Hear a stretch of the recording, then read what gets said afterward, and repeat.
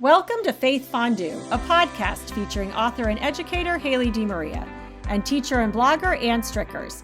Faith Fondue features a melting pot of topics ignited by a flame, our faith, and guided by the Holy Spirit. This is Season 4, Episode 17. It is September 8th, the 23rd Sunday in Ordinary Time, and we have a lot to talk about. Tennis, football, mud, emotion, loss, and not just loss on the football field. Anne, welcome to the first part of our show, The Flame. What is hot this week in your world? Haley, I like all of those topics. There's like several balls in the air. Let me start with September 8th. How's that? Great. So I think of Labor Day as usually being Labor Day was early. It was September 2nd. So we were not recording last weekend, but I always try to be intentional about, mindful about what this day means, knowing that we get an extra day, knowing that people are working on Labor Day, people who keep us safe, people who, are in stores so that we can get, what we need, maybe for Labor Day barbecue, the fact that we have work, that we get to choose what we do, that we have meaningful work. I just think it's such an important day. So happy Labor Day to everybody, whether or not you celebrated it on Monday, or maybe you got a day. I know sometimes people get the Tuesday if they have to work that Monday or something. It is a short week for teachers, but short weeks always feel a little bit like long weeks. Yes. Which is a funny, right? It's a funny, maybe because the routine is off and we're in schools, we're very comforted by routine, right? I would say. True. So we had back to school night, and then Friday we started with Mass of the Holy Spirit, which most school communities, Catholic school communities, use as a way we call on the Holy Spirit to guide our school year. Speaking of the flame of the Spirit. So I love that tradition. I think it's a very meaningful way to start. Any thoughts in response to that? No, you know what? I hadn't thought of the fact that people actually work on Labor Day, but of course they do. And I will be more mindful of that is not just a day off for everyone. It is a day off for everyone except for those who are still laboring. And so I appreciate you bringing that attention. Yeah. So I traveled to Bakersfield, California. My good friend Donna, that's where she's from. It was her birthday. And I was American Studies, so I love learning all about American culture. But as a Californian, this is a city most Californians have never been to. So I want to give a shout out to all Californians, right? They always say you should judge a nation by its heartland. And in the same way, I think a state might consider that it's part of the Central Valley. So the Central Valley extends from, Sacramento to Stockton to Fresno to Bakersfield, and 25% of the nation's fruits, nuts, and vegetables come from the Central Valley. It is truly amazing. So people think, I-5, Highway 5, it's just a wasteland. Au contraire, it is quite the opposite. It is very dry, but it's agricultural, and Bakersfield is kind of the tail end of that. It's the butt of a lot of jokes. People in Fresno are glad there's Bakersfield. Haha, it's the armpit of California. So you'll hear that, but it is, and probably people haven't visited because, to be honest, there's not a lot of tourist destinations in Bakersfield. Whereas like San Diego might have, the zoo, Legoland, the beaches, Balboa Park, the Mission. There is so much to see and do in San Diego, or we could speak to San Francisco. Bakersfield, you don't have that in the same way. But I think it's interesting because the Okies mostly migrated in the Great Depression, in the Dust Bowl, to Bakersfield. So that's why there's kind of this country element in addition to agricultural fare. It's one of the hot spots for country music. So there's the Crystal Palace. It was founded by Buck Owens. Merle Haggard is from Bakersfield.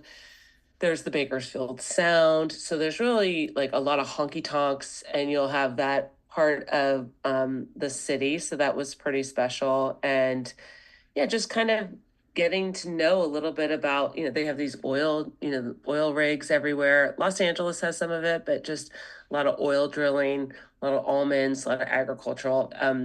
The carrots that you eat there's a very, very high percentage. They're probably from Bakersfield, and the baby carrot was invented there. So Fascinating. Probably not a Yeah. normal destination for a Labor Day weekend, but I'm No, glad you you got can't say there. it was.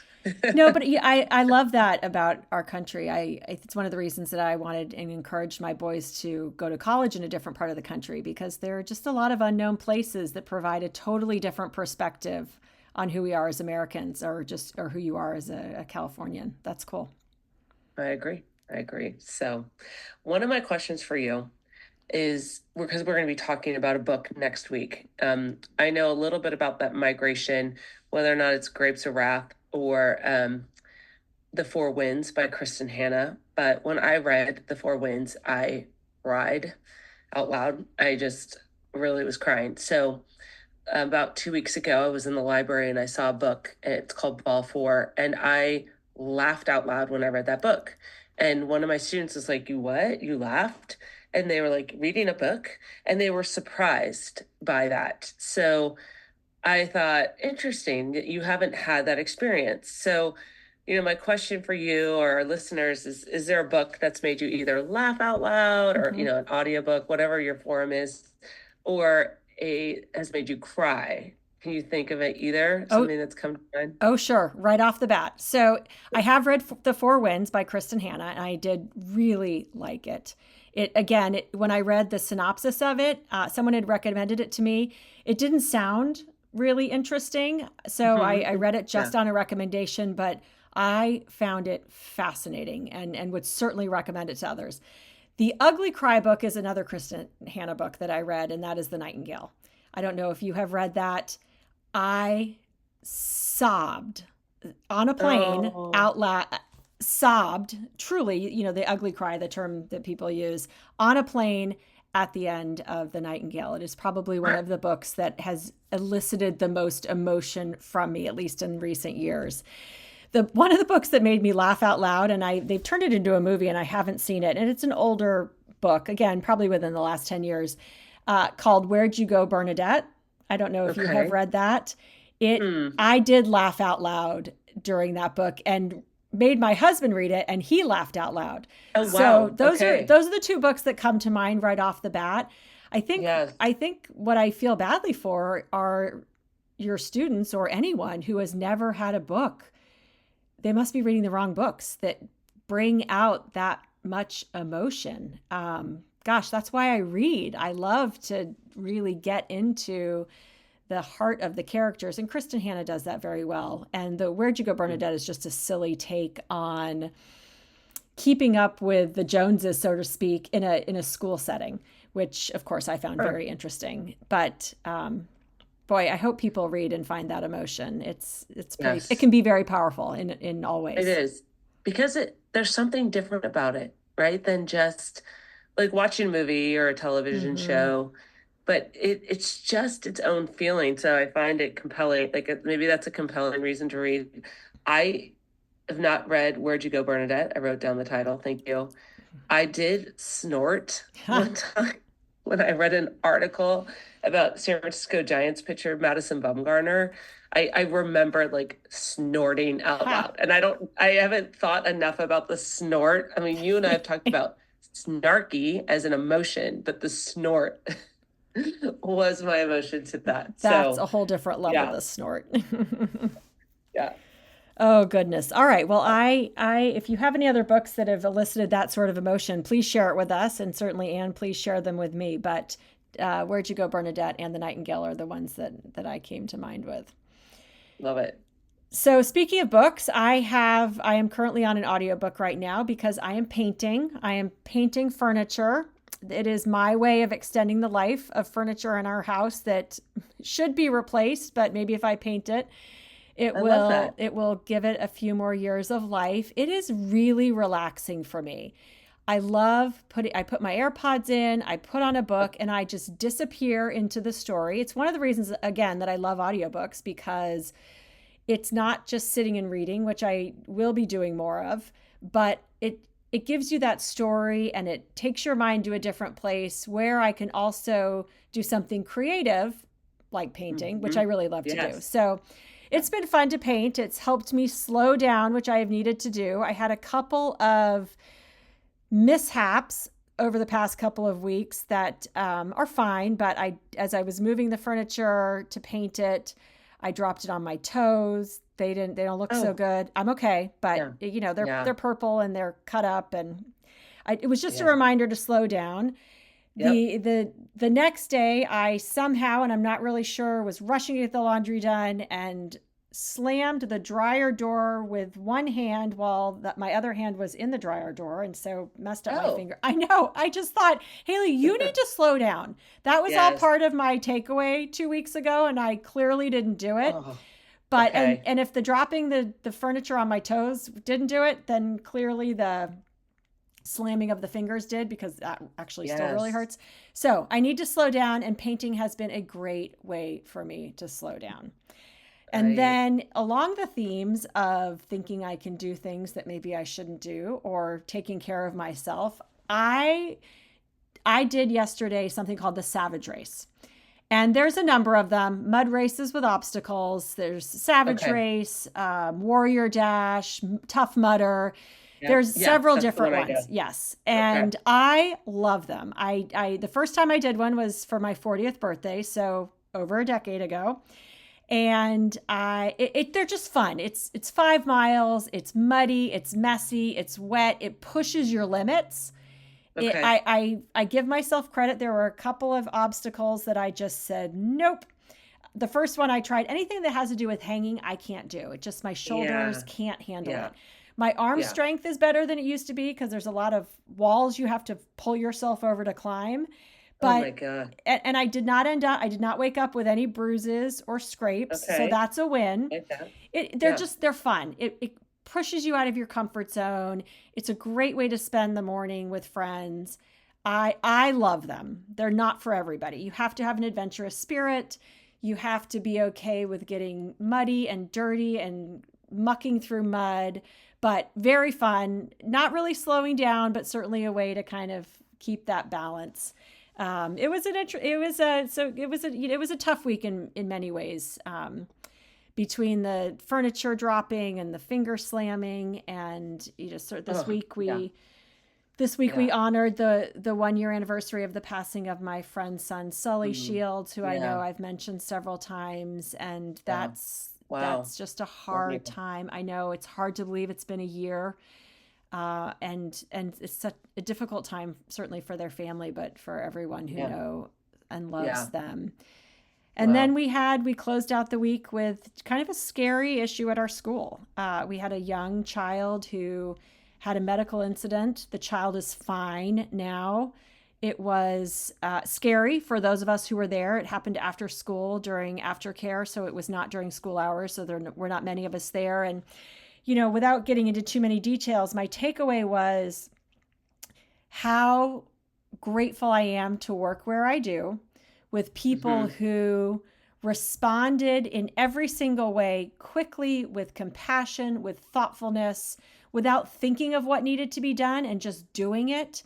I Yeah. know the family is extremely grateful for the care we gave their child until we could get them where they needed to go. Again, this child is going to be fine, but just really grateful to work with people who are thoughtful and compassionate. Yeah. And I don't even know what it is. Whatever plan was Yeah. in place or not in place, it played out exactly how you would want it to. Hmm. And I left the week filled with gratitude. It was a Yeah. tough week, but it was also a really good reminder going into what were two really tough losses in our house in football, which I don't need to talk about. The Ravens Oh, lost, right. Notre The Dame Thursday lost. night game. Yep, Yeah. not a great weekend for football in our house. But on the flip Hmm. side, I had these other reminders that made me realize it's just a game. It's Yep. just a game. And so Yep. in the week of life, it was a win. I'd Sure. rather win in life than win in football. Yeah. So it all balances out, but it was a week. It really was a week. There's a lot in there. Okay, so number one, just curiosity question about the Tough Mudder is my point of reference Yes. for this Yes. event. How do they like spray it down? Like, how do we ensure that there's mud So on the that's a great course? right, that it's actually muddy. So the ones that were the Yeah. muddiest is it's built into the course. So we were on a farm.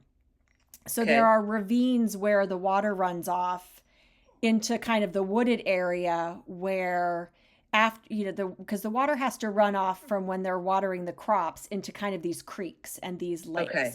And Okay. so we're mucking through the mud that is caused by the runoff. I mean, there was one part where I was up to my knees in just solid mud muck, and people Yeah. were losing shoes because it was suctioning as they came off. There was a part Yep. of it that people walked through that they were up to their waist. It's almost like Oh quicksand. my.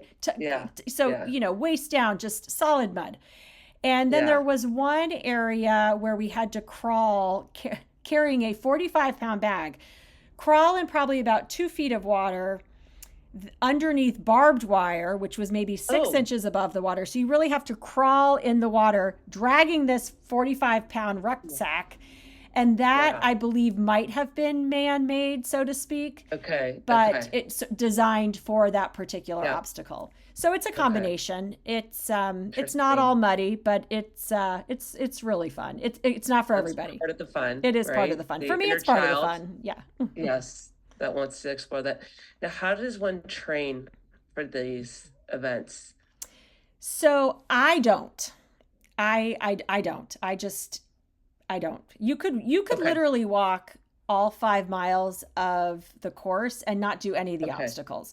Every obstacle can be walked around. You don't have to Okay. do them. Okay. I Okay. so the very first one I did, the obstacles again that are hardest for me are the ones where I have to hang. And the very first one I did again when I was 40, they call it the sawtooth, and they are monkey bars that go up and then down and then up and then Oh, down. oh wow. And I was so bothered by the fact that I couldn't do the monkey bars. So then I did train with arm strength as best I could for the next one, and I still couldn't do it. So at some point Okay. it's not, your body can't do it. So I don't know how Okay. you train. I guess you could. I just like to think Yeah. I'm generally in relatively good strength, shape and strong, but Sure. it's more fun if I'd have to ask somebody who really cared if they placed how you train. Got it. Okay. I just didn't know, yeah, your level of competition on this. But Zero. There yeah. is zero Okay. competition, at least for me. It's survive in advance. Got it. Got it. Yeah. But whether or not it's that a race or, the work at your school, I've I've noticed recently that one of my favorite qualities is competence. So competence in a person, in a colleague, in my roommate. There's a problem in the house. She solves it. She self starts, like doesn't just put it out there, for everyone else to deal with. Hmm. So competence, sounds like in your community, these educators really knew how to respond to a situation, and it makes all the difference. So part of me Yes. thinks one of the best things we can do as parents, as educators, is to help young people to become competent. We're not asking them all to do the same things, but I don't know, it seems like competence is a little bit of self-starting, initiation, communication, problem solving, right? Like Yes. it just makes everything better. That's a great So that's a great thought, because I'm not sure those are skills that are being taught in some of our schools, and they're critical and they're life-changing. I know. And so I'm reading Jay Billis's book on toughness, and he Hmm. was saying, is it something that's inherent or it's taught? And he talked about the way that coaches that he's had, but instill qualities that enable you to be tough, but it's also like the people you're surrounded with, and it's kind of this mindset. And I would probably argue the competence isn't that much different. Right. There's things that we could do. So maybe that'll be one of our takeaways. Like for my seniors, I think I do want to think a little bit more about like how do we get there? How do we get competent? Hmm. And what's the role we all play, and where are we lacking? So Yeah, yeah. that's a great thought, and an important one. Um, Yeah. well, moving on to our spiritual stew, the gospel and other readings. I had an interesting take on today's gospel. I don't know if you thought of this. We've been talking, well, I shouldn't say we've been talking. I've been talking about gossip the last few sessions, and am so much better at this which is probably another sin of patting myself on the back, but that's okay. I'm moving in the right direction. But I don't know if you picked up on this, but when I was listening to today's gospel, of course, usually I, for better or worse, listen to it a little more carefully or with different ears, maybe when we are going to tape. And I heard the words from Mark 7:36, which are, he ordered them not to tell anyone, but the more he ordered them not to, the more they proclaimed it. And to me, that just screamed gossip. How often have you heard someone or been part of a conversation where you say, okay, don't tell anyone, but, and then you finish with something you're going to share? Well, of course, when someone says that to you, the first thing you're thinking is, okay, this is going to be good. And then you're thinking, or maybe you're not, maybe some people are, okay, who can I tell that to? It just, the line, it just came, I am certain that is not how Mark wanted us to take this, but in thinking of the gossip and the telephone chain and what are we sharing with people that we should or we shouldn't, and is it important, or as my sister has said, and as I've shared before, is it kind, is it true, is it necessary? Gossip is something that the more someone tells you not to share it, the more you want to spread the word. So that was my takeaway from today's gospel. It is, yes. Thank you for that reminder. Kind, important, necessary. KIN is our acronym there. Interesting way to think about the gospel. Yes, because when I hear it, I love that you connect it to your own experience and the challenge and the reality of why gossip is appealing, right? I always just think of it as Jesus doesn't want, he's not the what can you do for me person, because there's that temptation of like, oh, we can do this. Yes. And I certainly have done a self-inventory, sometimes evaluating some of the people that I respect or like as friends because of what they can do for me. So, we apply, the gospel relates to certain areas in our life that, need that redemption. So good insight. And I appreciated what you said, even just about your like catching yourself, like you pay attention more because you're going to speak to it. Because one of the authors I like a lot, Matthew Kelly, he has this like daily kind of gospel reminder, and today spoke to that. So nothing will have more impact on your life and your experience of Sunday Mass than opening up yourself to what God wishes to say to you. And I know Matthew Kelly has this Mass journal. He's really big on it. And he says you should really listen every Mass and write down something that is speaking to you. So one need not have a podcast in order to pay attention. If we maybe carry a journal, or as a family, what is something that spoke to you? I just so appreciate the reminder and the idea that we are supposed to really focus in, because I swear I read the gospel. I read it as they're speaking it, with the readings. I follow the missalette, and I still like don't stick with me. So however we get there to get that, to pay attention, I think is really important. Right. So however we get there. And I love what Matthew Kelly shares in this quote, because to me, it speaks to so much of our faith. People talk about miracles happening around us all the time. They do, if you're open to seeing them.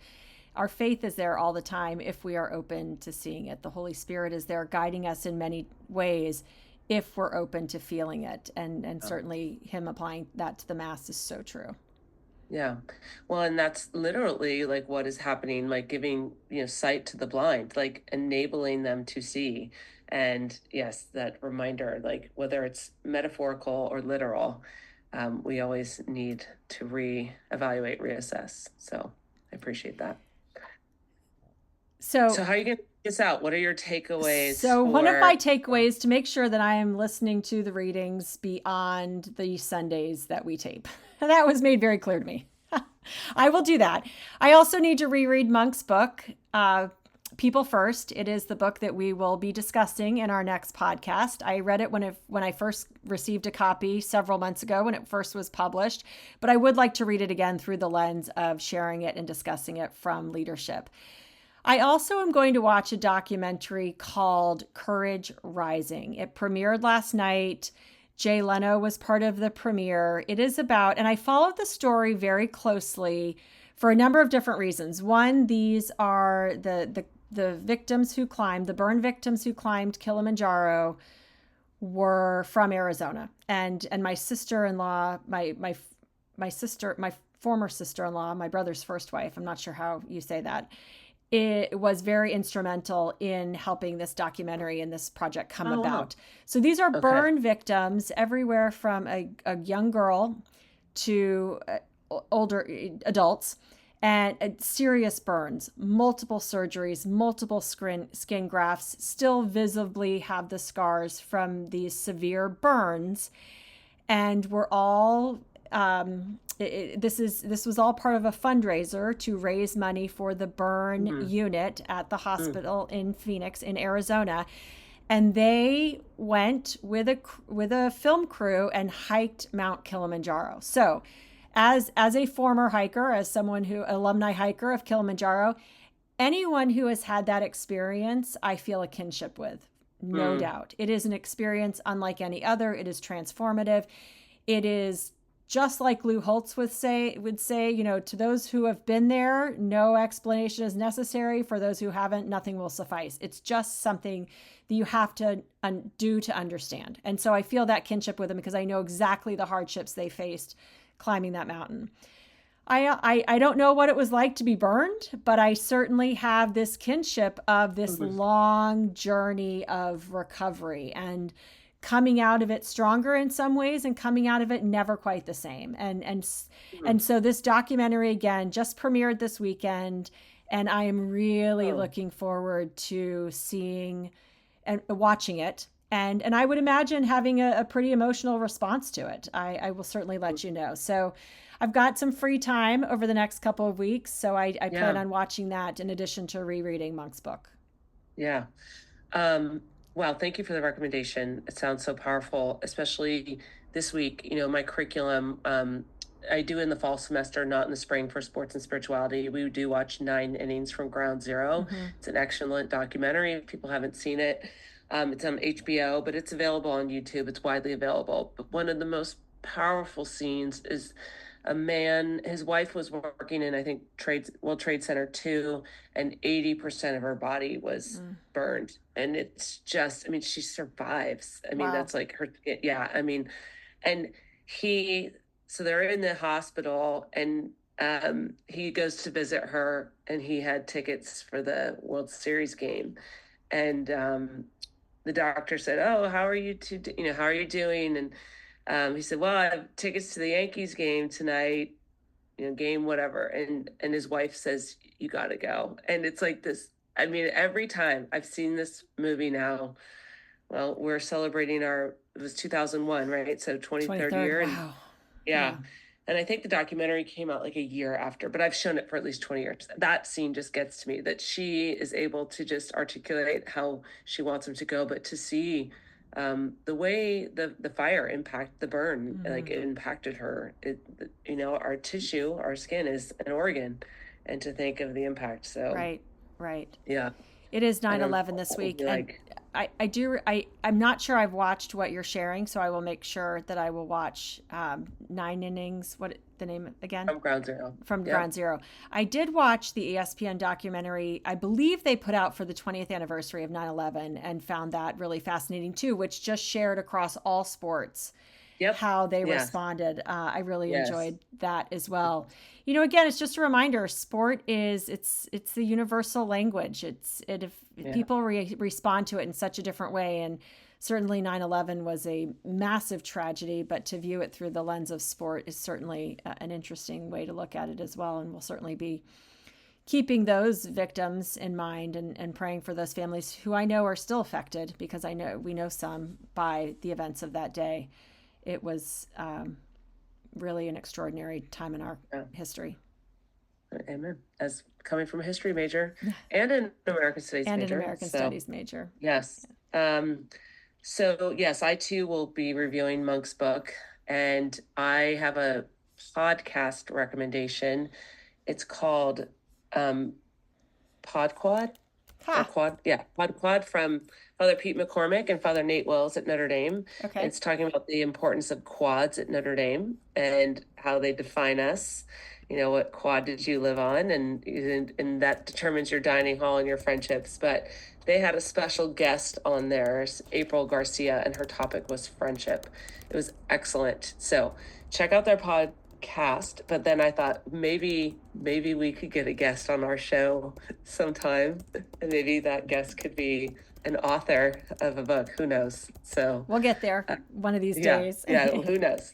But wanted to share that. And right. I'm trying to think of, those are my two big. Oh, and then this is just a reminder, but I appreciate how you've woven back to our reminders. I just really struggle with distractions sometimes, in the sense of like, what's important? What do we want to focus on? So just, I think, taking more inventory of distractions in my life and what I can do to stay focused. But even just like imaging you painting and listening just seems like a really grounded place. So what are the places that we can go where maybe we are focused, where we can lose sight of all the other distractions? Because there's a lot of them. So I just want to be intentional about that in the next few weeks. No, I think that's a great idea. And really being mindful of our distractions is not too different from my continuous takeaway, which is to slow down.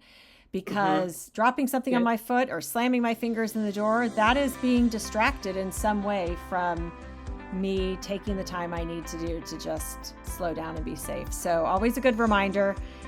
Always good to speak with you, catch up, talk, share, pray together. Have a great couple of weeks, and I look forward to sharing our thoughts on leadership, on faith, and everything else as it relates to Father Malloy's book, People First. Thank you, Haley. Have a great week. Thanks, Ann. You too.